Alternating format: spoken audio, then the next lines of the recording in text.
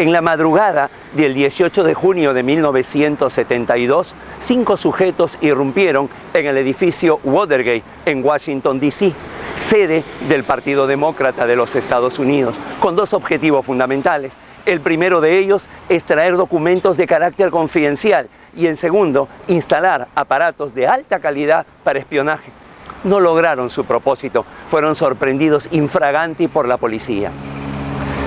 Iniciadas las investigaciones, se pudo encontrar un vaso comunicante entre estos 5 sujetos y el comité de reelección presidencial del Partido Republicano del presidente Richard Nixon.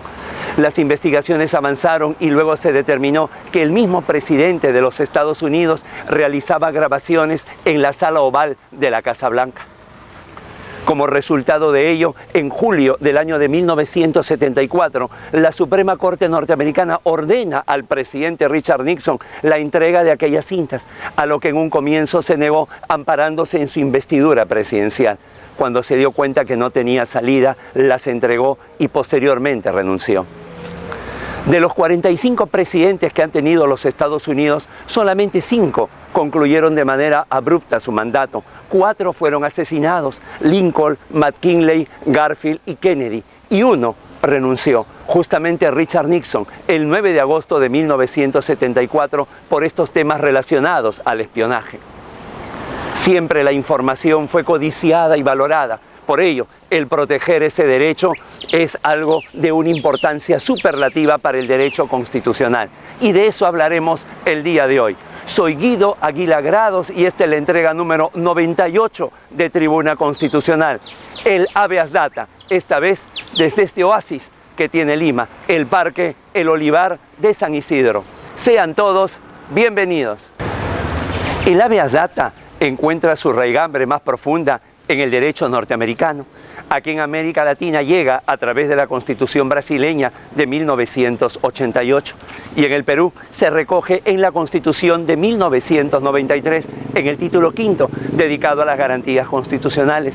En aquel artículo 200 que recordemos, en el inciso primero recoge el habeas corpus, en el inciso segundo el amparo. Bueno, pues el tercero está dedicado al habeas data y tiene casi el mismo tenor de los anteriores procesos, es decir, procede contra aquella autoridad, funcionario o persona que amenace o vulnere los derechos fundamentales contenidos en el artículo segundo. Recordemos, es el artículo donde está la lista de derechos fundamentales, en sus incisos 5, el acceso a la información pública, y en el inciso 6, a la protección de los datos personales. Comencemos con el derecho fundamental de acceso a la información pública.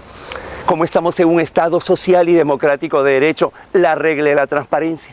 Por ello, el ciudadano tiene derecho a pedir la información al Estado sin expresar ninguna causa. Claro, con algunas limitaciones: pagar el costo, no afectar la intimidad personal, no afectar la seguridad nacional, que no se encuentre expresamente prohibido por la ley, y algunas otras que, claro, siempre se tienen que ver desde el principio de la razonabilidad. El Tribunal Constitucional peruano ha indicado de que esto siempre hay que ponderarlo, siempre hay que medirlo, porque si bien es cierto puede estar escrito, hay que analizar en cada caso en concreto. Pero además, este derecho de acceso a la información pública va a tener una ligación con el llamado derecho a la verdad, sobre todo en lo que viene a ser su dimensión colectiva. Pero además de este derecho a la verdad, también va a estar ligado con otros derechos fundamentales. Estos derechos vienen a ser el derecho a la participación en la vida política, o también el derecho a la libertad de expresión u opinión, que también está señalado en el artículo segundo, pero en el inciso cuarto. Y por último, el derecho a la libertad de creación, tanto artística como intelectual, que está señalado en el mismo artículo, en el inciso octavo.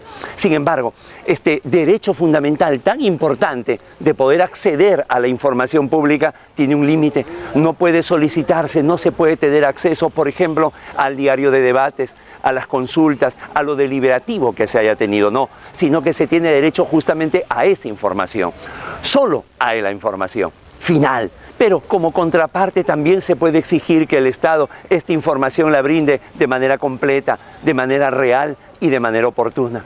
Un pie de página antes de continuar. Cuando se habla del acceso a la información pública, muchas veces se ha señalado que solamente con entidades relativas al Estado. No es cierto. También procede contra aquellas personas jurídicas de derecho privado, pero que brindan servicios públicos o que también pueden realizar labor administrativa. Y respecto al derecho a la autodeterminación informativa, es la capacidad que tenemos las personas de poder controlar, de poder decidir sobre toda aquella información que tenemos sobre nosotros, ¿no? Que puede ser en un registro público o privado, puede ser de manera física o puede ser de manera virtual, pero que definitivamente podamos controlar nosotros las extralimitaciones que se puedan realizar contra él. De tal forma que esto va a permitir un control jurisdiccional no solamente de protección de nuestra información, sino que además nos va a permitir a nosotros poder alterar esa información, poder agregar, poder suprimir, inclusive hasta poder cancelarla.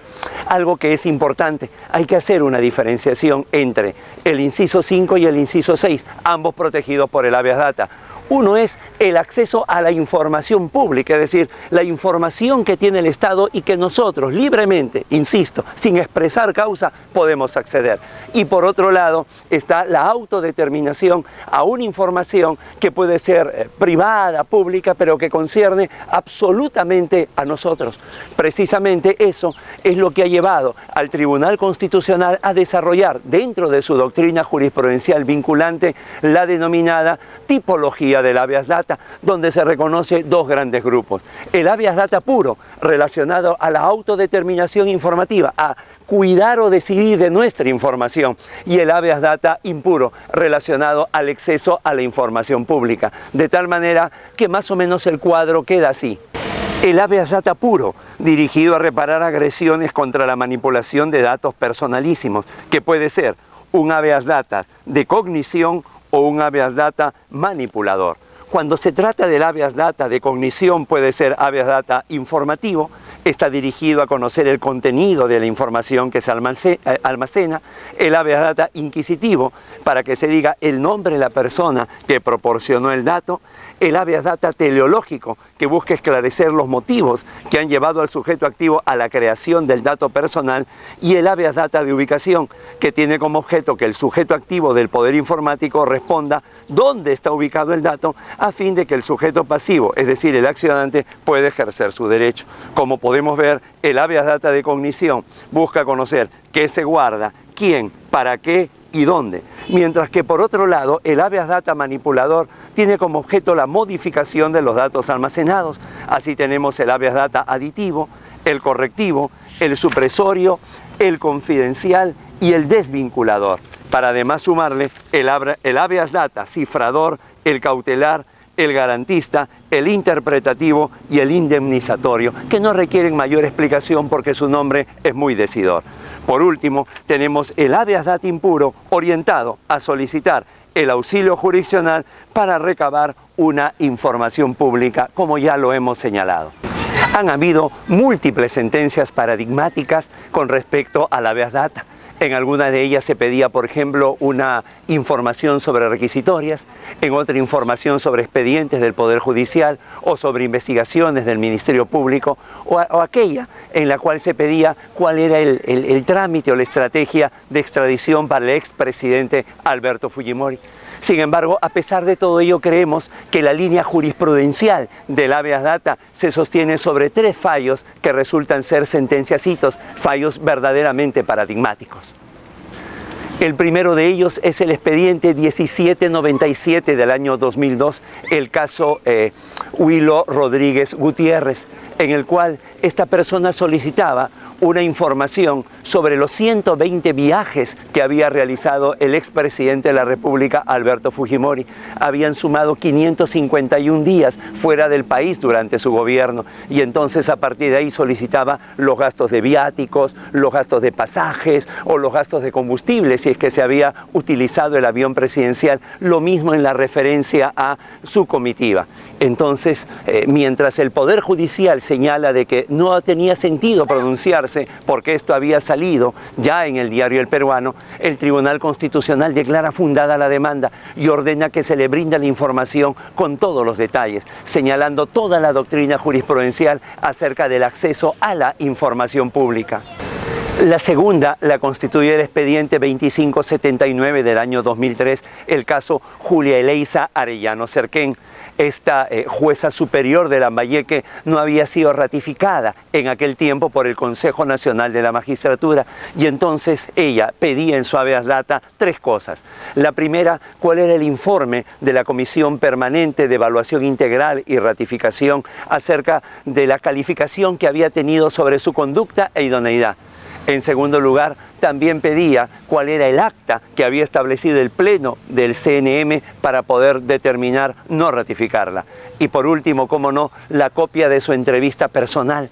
El CNM se niega señalando de que esa es una información reservada. Entonces, nuevamente, el Tribunal Constitucional, trayendo la primera sentencia, la de Huilo Rodríguez Gutiérrez, como primera sentencia hito, repite muchos de los argumentos, pero no solamente le declara fundada la demanda a la ex magistrada, sino que además establece de que muchas veces, o ya en fallos reiterados, ha venido señalando esta suerte de vulneración sistemática al acceso a la información pública y que ante esa enorme carga procesal, el Tribunal Constitucional había utilizado dos figuras procesales. La primera, la referida a la acumulación, y la segunda, la referida a la, digamos, a la reiterancia jurisprudencial.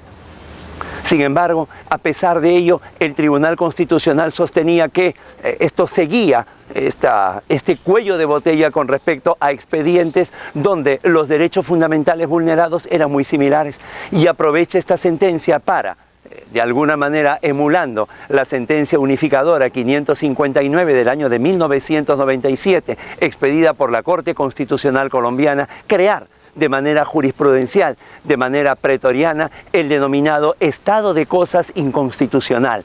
Es decir, el señalar que una sentencia en un proceso como el habeas data o como el amparo del habeas corpus, teniendo la posibilidad solamente de ser interpartes, señalarlo esto ya con un alcance general, con efectos erga omnes, señalando al Estado un plazo determinado para que cese aquella vulneración u omisión que vulneran derechos fundamentales.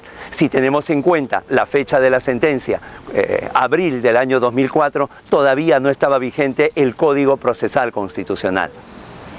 Por último, la tercera sentencia hito sería la 6164 del año 2007, el caso Johnny Robert Colmenares Jiménez, que es la sentencia que finalmente va a determinar la tipología del habeas data que hemos señalado hace unos momentos. Con ello tendríamos esta línea de tres sentencias que configurarían la línea jurisprudencial que va consolidando el proceso de habeas data en el Perú.